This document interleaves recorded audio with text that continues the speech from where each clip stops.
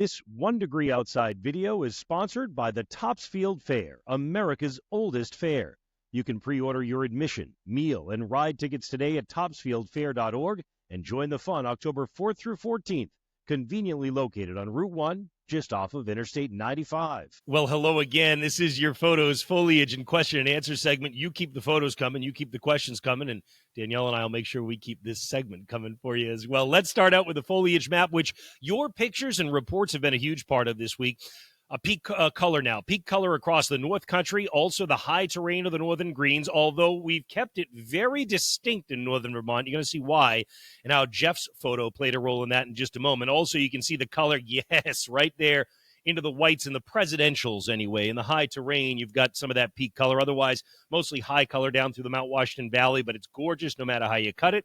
That color's been expanding down through the Berkshires. You got peak color in spots in New York State for that matter as well. All right, so with that, let's go ahead and dive into your photos. Again, I mentioned photos have been a huge part of helping us to keep this foliage report accurate. Thank you very much. Linda, White Mountains, Kangamangas Highway, which, like any good New Englander, I grew up saying Kangamangas, right? But nonetheless, Kangamangas, say it how you want. It's beautiful either way. So many spots to stop, pull over, enjoy the scenery. Obviously, it's high color, maybe not quite peak, but we'll be there within the next few days as we head to the weekend. And I love those cumulus clouds, Linda, those big puffy ones in the sky, gorgeous, kind of tickling some of the summits there as well. Another great shot, I mentioned Jeff's photo really helped us out in Northern Vermont. Jeff Slater, mid-morning, Lake Eden, Vermont.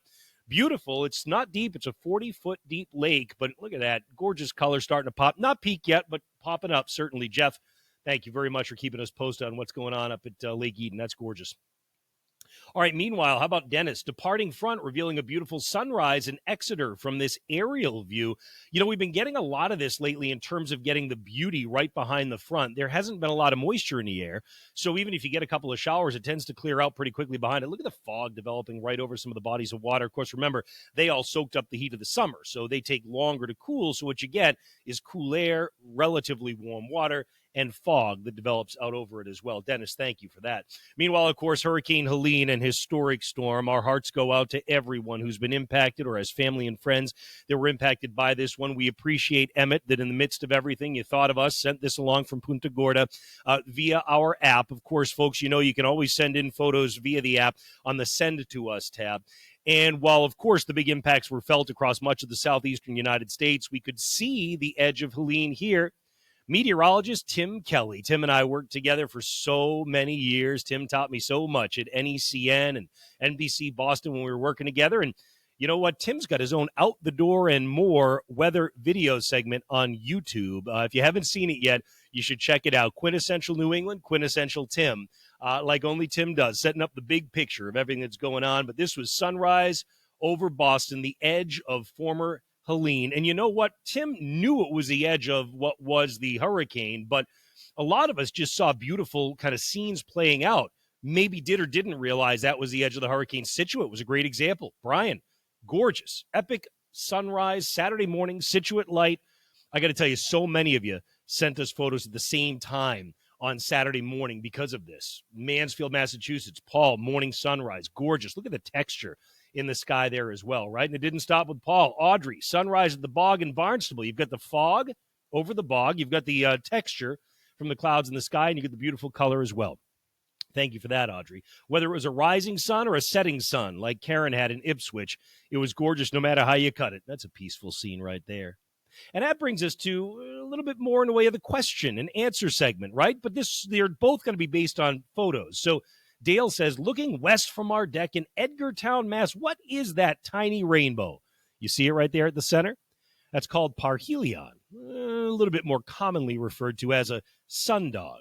That's because those cirrus clouds, those high-altitude clouds you're looking at that are tens of thousands of feet up in the sky, well, those actually are made up of ice crystals. When you get that high up, it's cold enough, it's all ice crystals. The ice crystals act like little prisms. They refract or bend the sun's light rays and create a prism effect, a little rainbow effect. And that's what you're seeing there.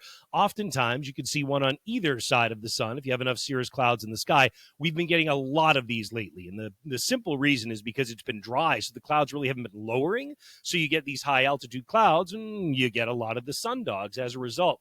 Ken Patton sends this in. Unusual herringbone, cirrus clouds at right angles. Suggests a nearby jet stream to me. Ken, I'm thinking along the lines of you. What I'm thinking here is this mackerel sky, as we call it, is made up of cirrocumulus clouds. It can sometimes be made up of altocumulus clouds, which would be just a little bit lower in altitude. But bottom line, when you see this, it's a sign of warm and moist air that's moving in upper levels of the atmosphere. So we did see this on the edge of Helene, and we oftentimes see it ahead of fronts. If you've got a front that's on the way and you start to get the warmth coming in ahead of it in upper levels of the atmosphere, you'll see it. There's actually a little bit of weather folklore.